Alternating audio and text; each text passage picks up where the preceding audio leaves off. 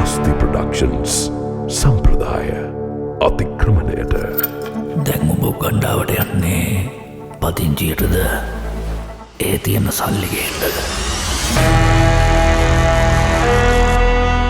නිල්ලාස නිල්වනතුරු බොරවතුරු බොරවනතුරු තාර පාරක් කලුවනතුරු රාමනාදන් බොහොත් සුන්දරම්.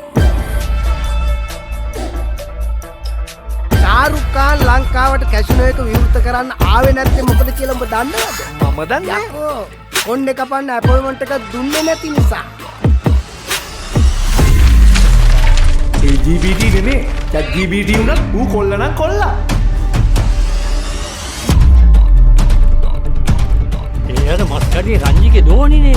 රංජිගේ රට ගිහිල්ලා ලැට් එකක් දෙකක් නෙමේ ලැට් වලවල් හරි කඩාගෙන කාලා ලක්ෂ ගණන් කෝටි ගණන් හම්බ කරලා.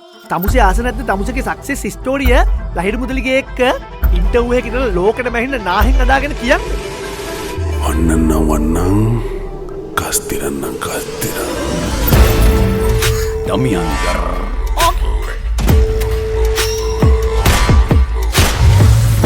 පතුම් කරදරේට සුපිරි විසඳුම කෙහෙල් පත්තර පැගිරි තෙල් කියපංචියන් කියලා මේ පැත්තේ නම් මට ඒක මනමාලයා වෙන්න ඕනේ. මේ පැත්තේ මලගයක් නම් මට ඒක මිනිහ වෙන්න ඕනේ. එයා මගේ බෙස්ටි පොඩි කාලේ ඉඳලා. ඉති